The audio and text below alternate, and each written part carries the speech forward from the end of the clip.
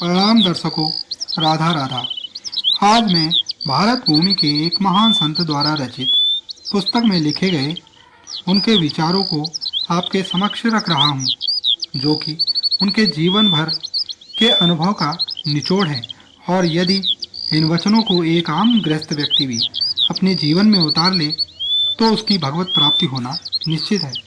तो परम श्रद्धेय स्वामी जी श्री राम सुखदास जी महाराज जी के परम वचन इस प्रकार से हैं। हे नाथ, मैं आपको भूलूं नहीं।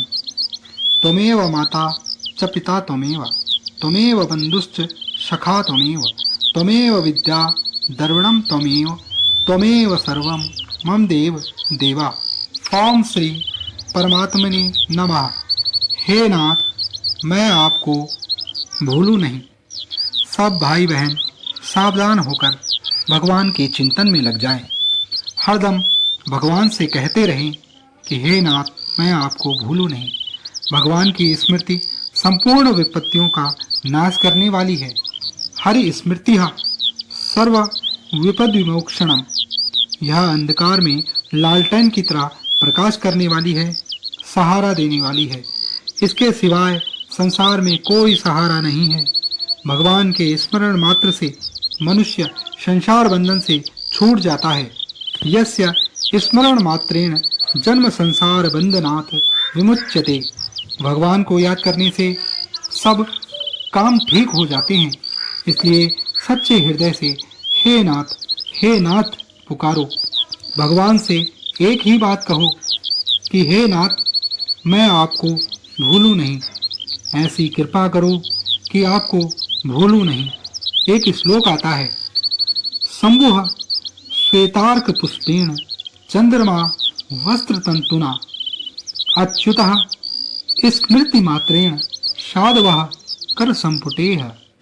अर्थात शंकर सफेद आग के फूल से, चंद्रमा वस्त्र के तंतु से और साधुजन हाथ जोड़ने से प्रसन्न हो जाते हैं। पर भगवान विष्णु स्मरण करने मात्र से प्रसन्न हो जाते हैं। स्मरण के सिवाय किसी वस्तु की, किसी उद्योग की जरूरत नहीं है।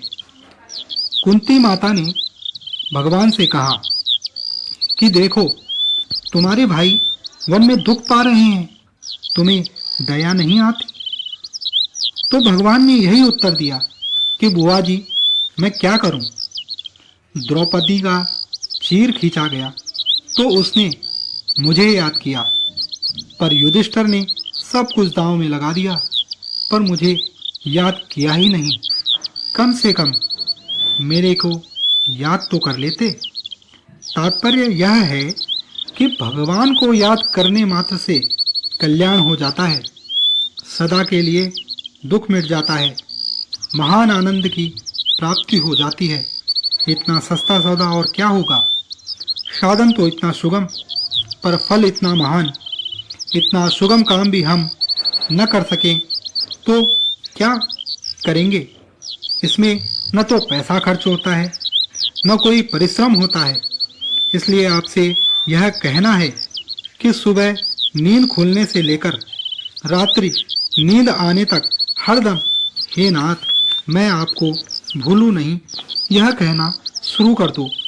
आपके मन में भगवान का जैसा स्वरूप जचा है उसको याद करो और यह लगन लगा दो कि हे मेरे नाथ, मैं आपको भूलूं नहीं।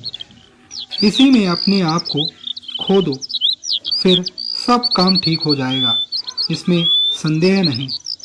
भगवान ने गीता में अर्जुन से कहा है, तस्मात् सर्वेषु कालेषु मां मनुस्मर युद्धचा। तू सब समय में मेरा स्मरण कर और युद्ध भी कर। इसका तात्पर्य यह हुआ कि समय पर तो काम धंधा करो और हरदम भगवान को याद करो। आप शुद्ध हो, अशुद्ध हो, अच्छे हों, मंदे हों, स्वस्थ हों, बीमार हों, धनी हों, निर्धन हों, कैसे ही क्यों न हों, केवल भगवान को याद करो। हृदय से प्रेम से आर्त होकर रोकर भगवान से कहो कि हे मेरे नाथ, ऐसी कृपा करो कि मैं आपको भूलूं नहीं। केवल भगवान की याद मात्र से कल्याण हो जाए। लगन आपकी और कृपा भगवान की। कितनी सुगम सरल बात है। तरह तरह के साधन हैं, पर सीधा सरल साधन है। हे मेरे नाथ, मैं आपको भूलूं नहीं। केवल याद करने से सदा के लिए दुख मिट जाए। यह कितना सुगम साधन है। सच्चे हृदय से प्रार्थना जब भक्त सच्चा गाय है, तो भक्त वत्सल कान में वह पहुंच झटी ही जाए है। भगवान के सब जगह ही कान है, सर्वतः श्रुति मलोके। आप बोलते हो, भगवान के कान में ही बोलते हो। भगवान से कहो कि हे नाथ, एक ही प्रार्थना है कि मैं आपको भूलूं नहीं। इसके सिवाय मेरे को न धन संपत्ति चाहिए, न मान बढ़ाई चाहिए, न संसार में यश कीर्ति चाहिए, न प्रसिद्धि चाहिए। बस एक ही बात चाहिए कि आपको भूलूं नहीं। एक ही बात में आपका सब काम पूरा हो जाएगा, कोई काम बाकी नहीं रहेगा। अभी से कहना शुरू कर दो कि हे मेरे नाथ, मैं आपको भूलूं नहीं। अगर हृदय में भाव कम हो तो भी कहना शुरू कर दो। कहते कहते नकल भी असल हो जाता है। काम धंधा करते हुए, रसोई बनाते हुए, झाड़ू देते हुए, जल भरते हुए हर समय कहते रहो कि हे नाथ, ऐसी कृपा करो कि मैं आपको भूलूं नहीं। हे मेरे नाथ, मैं आपको भूलूं नहीं। 5 मिनट से ज्यादा देरी ना हो। अगर यह भी ना कर सको तो 10 मिनट में कह दो। 10 मिनट से ज्यादा हो जाए तो एक समय उपवास करो। नींद आ जाए तो जब नींद खुले तब कह दो कि हे नाथ, मैं आपको भूलूं नहीं। मन लगे चाहे न लगे, कहना मत छोड़ो। करके देखो कि लाभ होता है कि नहीं होता। भगवान के सामने की हुई प्रार्थना निरर्थक नहीं जाती।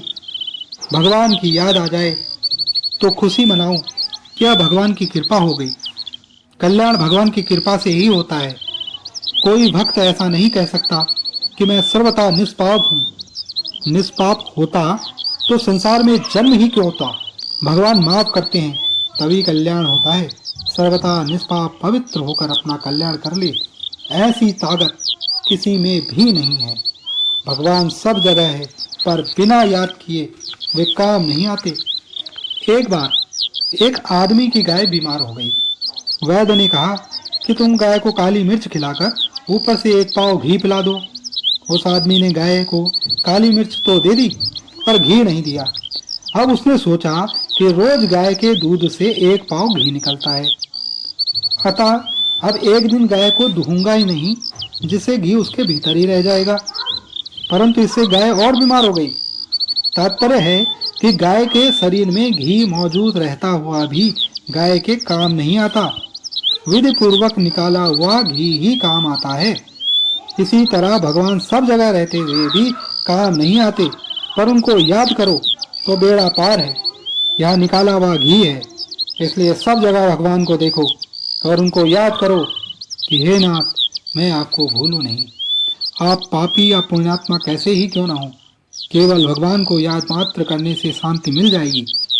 घी निकालने में तो मेहनत होती है, पर इसमें मेहनत भी नहीं है। केवल याद करना है कि हे नाथ, मैं आपको भूलूं नहीं। हमें और कुछ नहीं चाहिए, केवल एक ही मांग है कि हे मेरे नाथ, मैं आपको भूलूं नहीं। राधा राधा। मैं भी स्वामी जी के इन वचनों को अपने जीवन में उतारने के लिए प्रयासरत हूँ और आशा करता हूँ कि आप भी अभी से इन वचनों का मार्गदर्शन आरंभ करेंगे। बाकी अगले वीडियो में हम स्वामी जी के आगे के वचनों का भाग 2 प्रस्तुत करेंगे। तब तक दोस्तों, राधा राधा, शुभ रात्रि।